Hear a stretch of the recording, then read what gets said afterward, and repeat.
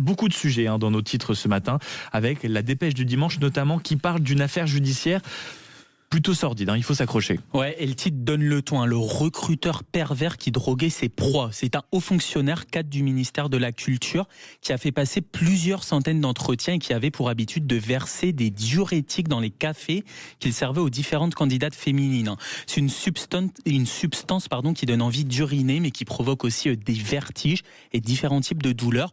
Concrètement, il s'amusait à humilier ces femmes et notamment à les prendre en photo à leur insu. Dans les pages de la dépêche, une Toulousaine qui avait 23 ans au moment des faits témoigne. Rapidement, lors de l'entretien, elle s'est sentie mal, avait des douleurs un peu partout et demandait à aller aux toilettes.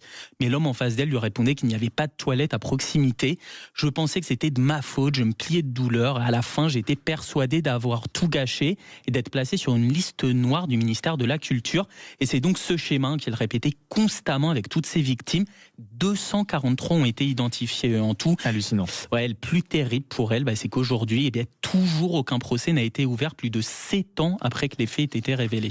Autre sujet, celui-ci impacte beaucoup de nos artisans et ceux qui nous écoutent, c'est la suspension de la fameuse prime Rénov'. Oui, c'est ce sur quoi titre l'Ardennais, par exemple, des artisans plongés dans l'attente. Le quotidien régional rappelle que le dispositif a été suspendu en faute de budget 2026, mais cette suspension n'est pas sans conséquence pour les entrepreneurs. Ça impacte énormément leur chiffre d'affaires puisque leurs clients sont dans l'attente. L'un d'eux témoigne, sur 10 dossiers, il va y en avoir un tiers, voire la moitié, où ce sont des clients qui attendent de voir s'ils auront les moyens de faire tel ou tel travaux ou telle installation. Même son de cloche dans les pages de la dépêche du dimanche qui parle d'une suspension qui ne passe pas. Ce sont encore les classes moyennes qui trinquent. On leur demande d'engager des travaux lourds, mais sans leur donner les moyens de les financer, explique notamment le syndicat des petits artisans de la région. Bref, vous voyez, Maxime, encore une fois, que l'incapacité de nos élus à trouver un accord sur le budget n'est malheureusement pas sans conséquence. Et autre sujet dont on parle constamment ces dernières semaines, c'est la colère agricole. Ce matin, le président des jeunes agriculteurs, Rémi Dumas, prend la parole dans les pages de Midi Libre. Oui, elle se penche notamment sur le Mercosur, qui sera, selon toute vraisemblance, voté la semaine prochaine. Je vous cite quelques-uns de ses propos. Au final, c'est toujours l'agriculture qui trinque, que ce soit le Mercosur ou d'autres traités de libre-échange. Ce que l'on constate, c'est que l'agriculture fait à chaque fois l'objet d'un deal entre les États signataires contre d'autres produits non alimentaires. Pourtant, vous le savez, le gouvernement, lui, s'est opposé à ce traité de libre-échange, le gouvernement français. Eh bien, pour Rémi Dumas, c'est sans importance puisque la France n'a de toute manière plus aucun poids en Europe. Oui, ça c'est sûr. Et malheureusement, on l'a constaté encore ces dernières heures. Mais on termine par les pages de Ouest France, parce qu'il y a un ministre qui y prend la parole. C'est celui des Affaires étrangères, Jean-Noël Barrot.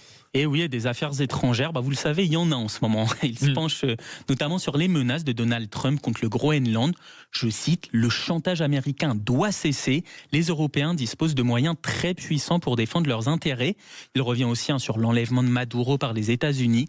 Dans un monde régi par la loi du plus fort, où les empires se réveillent avec un appétit prédateur, il nous faut nous renforcer pour pouvoir nous défendre. On n'attend que ça. Merci beaucoup Thomas Rano d'avoir été avec nous ce matin pour cette revue de presse des régions. Dans un instant, naturellement, le journal des sports avec un café des sports largement consacré au rugby.